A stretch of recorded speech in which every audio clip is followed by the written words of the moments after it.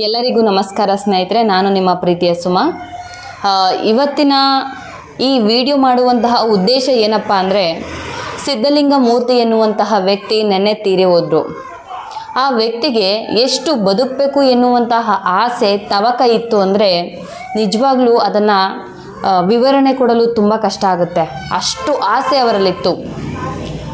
ಅವರು ಸಾಯಲಿಕ್ಕೆ ಅಂತಹ ಕಾರಣವಾದರೂ ಏನು ಎನ್ನುವಂಥದ್ದನ್ನು ಇವತ್ತಿನ ವಿಡಿಯೋದಲ್ಲಿ ಎಕ್ಸ್ಪ್ಲೈನ್ ಮಾಡ್ತಾ ಇದ್ದೇನೆ. ವಿಡಿಯೋವನ್ನು ಸಂಪೂರ್ಣವಾಗಿ ನೋಡಿ. ಹಾಗೆ ನಿಮ್ಮ ಎಲ್ಲ ಸ್ನೇಹಿತರಿಗೂ, ಯಾರೆಲ್ಲ ಧೂಮಪಾನ ಮದ್ಯಪಾನವನ್ನು ಮಾಡ್ತಾ ಇದ್ದಾರೆ ಅವರಿಗೆಲ್ಲ ಈ ವಿಡಿಯೋವನ್ನು ಶೇರ್ ಮಾಡಿ.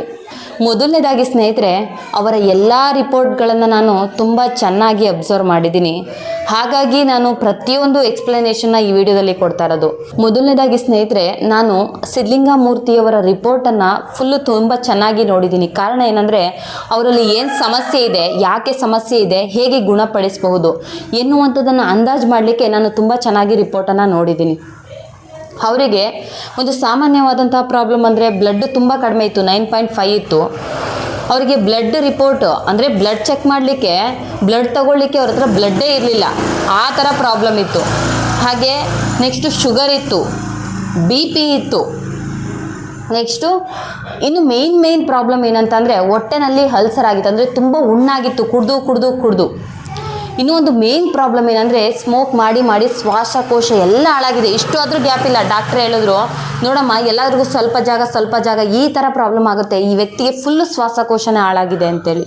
ಮತ್ತು ತಲೆನಲ್ಲಿ ಸ್ಕ್ಯಾನ್ ಮಾಡಿದರೆ ಸ್ಮೋಕ್ ಮಾಡಿ ಇಲ್ಲಿ ಈ ಥರ ಇಲ್ಲೆಲ್ಲ ಏನಾಗಿದೆ, ಸುಟ್ಟೋದಂಗೆ ಆಗಿದೆ. ನಾಳೆ ಎಲ್ಲ ಸುಟ್ಟೋಗಿದೆ.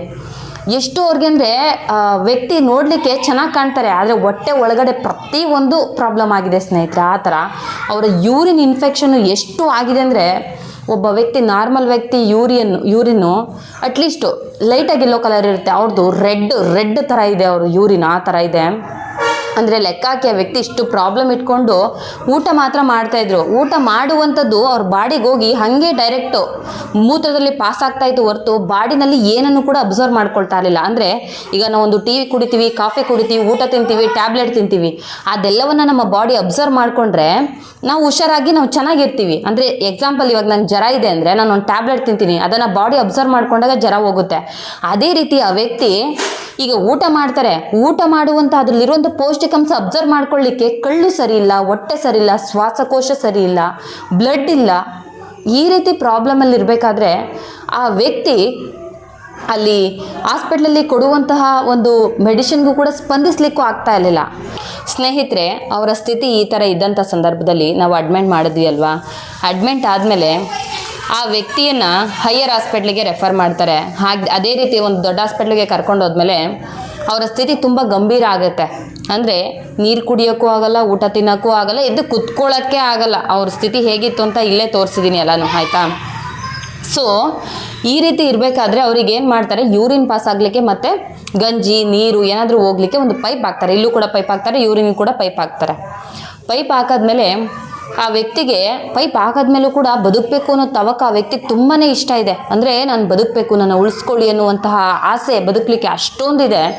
ಅಷ್ಟಿದ್ರೂ ಕೂಡ ಆ ವ್ಯಕ್ತಿಯನ್ನು ನಾವು ಉಳಿಸ್ಕೊಳ್ಳಿಕ್ಕಾಗಲ್ಲ, ಏನು ಮಾಡೋಕ್ಕಾಗಲ್ಲ, ಆಯಸ್ಸು ಯಾರ ಕೈಲೂ ಇಲ್ಲ. ಆದರೆ ಈ ಒಂದು ವಿಡಿಯೋ ಮೂಲಕ ಸ್ನೇಹಿತರೆ, ನಾನು ನಿಮಗೆ ಒಂದು ವಿಷಯವನ್ನು ಹೇಳಲಿಕ್ಕೆ ಇಷ್ಟಪಡ್ತೇನೆ. ದಯವಿಟ್ಟು ವಿಡಿಯೋವನ್ನು ಪೂರ್ತಿಯಾಗಿ ನೋಡಿ. ಏನಂತ ಅಂದರೆ, ಆ ವ್ಯಕ್ತಿಯ ಜೀವನವನ್ನು ಅವರೇ ಕೈಯಾರೆ ಹಾಳು ಮಾಡ್ಕೊಂಡಿದ್ದಾರೆ. ಆ ವ್ಯಕ್ತಿ ಎಲ್ಲರಿಗೂ ಕೂಡ ಕೆಟ್ಟ ಹ್ಯಾಬಿಟ್ ಇದ್ದೇ ಇರುತ್ತೆ. ಒಳ್ಳೆಯದ್ರ ಜೊತೆ ಕೆಟ್ಟದಿದ್ರೇ ಮನುಷ್ಯ ಅಂತ ಅನ್ನಿಸ್ಕೊಳ್ಳೋದು. ನಾನು ಏನಕ್ಕೆ ಈ ಥರ ಹೇಳ್ತಾ ಇದ್ದೀನಿ ಅಂದರೆ, ಮದ್ಯಪಾನ ಧೂಮಪಾನ ಹಾನಿಕರ ಅಂತ ಪ್ರತಿಯೊಂದು ಕಡೆ ಬೋರ್ಡಲ್ಲಿ, ವಿಡಿಯೋಗಳಲ್ಲಿ ಪ್ರತಿಯೊಂದು ಕಡೆ ಹಾಕಿರ್ತಾರೆ. ಆದರೂ ಕೂಡ ಮನುಷ್ಯರು ಗೊತ್ತಿದ್ರೂ ಕೂಡ ಅದನ್ನು ಹ್ಯಾಬಿಟಾಗಿ ಹಾಗೆ ಕಂಟಿನ್ಯೂ ಮಾಡ್ಕೊಂಡು ಹೋಗ್ತಾರೆ. ಆದರೆ ಈ ವ್ಯಕ್ತಿಯನ್ನು ನೋಡಿದ ಮೇಲೆ ನೀವು ನಿಜವಾಗ್ಲೂ ಪಾಠ ಕಲ್ತ್ಕೊಳ್ಬೇಕು. ಈ ವ್ಯಕ್ತಿಗೆ ಬದುಕಬೇಕು ಅಂತ ಆಸೆ ಆದಾಗ ಅವನನ್ನು ಉಳಿಸ್ಕೊಳ್ಳೋಕ್ಕೆ ನಾವು ಕೂಡ ಪ್ರಯತ್ನ ಮಾಡಿದ್ದೀವಿ, ಸಪೋರ್ಟ್ ಮಾಡಿದ್ದೀವಿ, ಆದರೆ ಉಳಿಸ್ಕೊಳ್ಳೋಕ್ಕಾಗಲಿಲ್ಲ. ಅಂದರೆ ಬಾಡಿನಲ್ಲಿ ಎಲ್ಲ ಮೇಯ್ಕೊಂಡ್ಬಿಟ್ಟಿದೆ. ಬಾಡಿನಲ್ಲಿ ಏನಿಲ್ಲ, ಶ್ವಾಸಕೋಶ ಸರಿ ಇಲ್ಲ, ಕಳ್ಳು ಸರಿ ಇಲ್ಲ, ಹೊಟ್ಟೆ ಸರಿ ಇಲ್ಲ, ಯೂರಿನ್ ಫುಲ್ ಹಾಳಾಗಿದೆ, ಬ್ಲಡ್ ಸ್ವಲ್ಪನೂ ಇಲ್ಲ, ಇಲ್ಲೆಲ್ಲ ಕೂಡ ಹಾಳಾಗಿದೆ. ಅಂದರೆ ಅರ್ಥ ಮಾಡ್ಕೊಳ್ಳಿ. ಆಮೇಲೆ ಹೊಟ್ಟೆನಲ್ಲೂ ಅಲ್ಸರ್ ಇದೆ, ಬಾಡಿನಲ್ಲಿ ಅಬ್ಸರ್ವ್ ಮಾಡ್ಕೊಳ್ಳೋಕ್ಕಾಗ್ತಿಲ್ಲ, ಕಳ್ಳುಗಳು ಕೂಡ ಸರಿ ಇಲ್ಲ. ಅಂದರೆ ಬಾಡಿನಲ್ಲಿ ಏನೂ ಸರಿ ಇಲ್ಲ ಅಂತ ಅಂದಮೇಲೆ ಮನುಷ್ಯ ಉಳಿಯೋದಕ್ಕೆ ಯಾರು ತಾನೇ ಗ್ಯಾರಂಟಿ ಕೊಡ್ತಾರೆ? ಹಾಗಾಗಿ ಸ್ನೇಹಿತರೆ, ದಯವಿಟ್ಟು ನಾನು ನಿಮ್ಮಲ್ಲಿ ರಿಕ್ವೆಸ್ಟ್ ಮಾಡ್ಕೊಳ್ತಾ ಇದ್ದೇನೆ, ಯಾರೆಲ್ಲ ಈ ವಿಡಿಯೋ ನೋಡ್ತಾ ಇದ್ದೀರಾ, ಸ್ಮೋಕಿಂಗ್ ಮಾಡೋದು, ಡ್ರಿಂಕಿಂಗ್ ಮಾಡೋದು ಮದ್ಯಪಾನ ಧೂಮಪಾನ ಎರಡು ತುಂಬ ಕೆಟ್ಟದು ಸ್ನೇಹಿತರೆ. ಒಂದಿನ 2 ದಿನ ಮಾಡಿದ್ರೆ ಏನೂ ಪ್ರಾಬ್ಲಮ್ ಆಗಲ್ಲ, ಅದು ನಿಜವಾಗ್ಲೂ ನೀವು ರಿಕವರ್ ಮಾಡ್ಕೊಳ್ಬೋದು. ಆದರೆ ಎಲ್ಲ ಹಾಳಾದ್ಮೇಲೆ ನಾನು ಸರಿ ಆಗಬೇಕು, ನಾನು ಬದುಕಬೇಕು ಅಂದರೆ ಖಂಡಿತ ಆಗೋದಿಲ್ಲ. ಇದಕ್ಕೆ ಎಕ್ಸಾಂಪಲ್ ಆಗಿ ಸಿದ್ಧಲಿಂಗ ಮೂರ್ತಿಯವರ ಬಾಡಿ, ಅವರ ಮನಸ್ಥಿತಿ, ಅವರ ರಿಪೋರ್ಟೇ ಕಾರಣ. ದಯವಿಟ್ಟು ಸ್ನೇಹಿತರೆ ಯಾರೂ ಕೂಡ ಇದನ್ನು ನೆಗ್ಲೆಕ್ಟ್ ಮಾಡೋಕ್ಕೆ ಹೋಗಬೇಡಿ. ಅಷ್ಟು ಸುಲಭ ಅಲ್ಲ. ಇರೋದೊಂದೇ ಜೀವನ, ಅದನ್ನು ನಾವು ನೀಟಾಗಿ ಕಾಪಾಡ್ಕೊಳ್ಬೇಕು. ಅದು ನಮ್ಮ ಕೈಲೇ ಇರುತ್ತೆ. ಅದಕ್ಕೆ 1000 ಕಾರಣ ಕೊಡ್ಬೋದು, ನಮ್ಗೆ ಯಾರೂ ಇಲ್ಲ ನೋಡ್ಕೊಳ್ಳೋಕ್ಕೆ, ನಮಗೆ ಚಿಂತೆ, ನಮಗೆ ಟೆನ್ಷನ್ನು, ನಮಗೆ ಅದಿಲ್ಲ ಇದಿಲ್ಲ ಊಟ ಇಲ್ಲ ಅಂತ. ಏನೇ ಆದ್ರೂ ದೇವರು ಬುದ್ಧಿ ಕೊಟ್ಟಿದ್ದಾನೆ, ಆ ಬುದ್ಧಿಯನ್ನು ಯೂಸ್ ಮಾಡ್ಕೊಳ್ಳಿ. ಶಕ್ತಿ ಇದೆ, ದುಡಿರಿ, ಹೊಟ್ಟೆ ತುಂಬ ಊಟ ಮಾಡಿ. ಆ ದುಡ್ದು ತಗೊಂಡೋಗ್ಬಿಟ್ಟು ಮದ್ಯಪಾನ ಧೂಮಪಾನಕ್ಕೆ ಇನ್ವೆಸ್ಟ್ ಮಾಡ್ತೀರಾ, ಅದು ನಿಮ್ಮ ಬಾಡಿಯನ್ನೇ ಹಾಳು ಮಾಡುತ್ತೆ. ನಾಳೆಗೆ ಬದುಕಬೇಕು ಅಂದರೂ ಕೂಡ ನಿಮ್ಮ ಬಾಡಿ ಮತ್ತೆ ಸಿಗಲ್ಲ, ಅದಕ್ಕೆ ಸಪೋರ್ಟ್ ಮಾಡಲ್ಲ ಬಾಡಿ. ಹಾಗಾಗಿ ಸ್ನೇಹಿತರೆ ದಯವಿಟ್ಟು ಯಾರೆಲ್ಲ ಈ ವಿಡಿಯೋ ನೋಡ್ತಾ ಇದ್ದೀರಾ, ಈ ವಿಡಿಯೋವನ್ನು ಪ್ರತಿಯೊಬ್ಬರಿಗೂ ಶೇರ್ ಮಾಡಿ.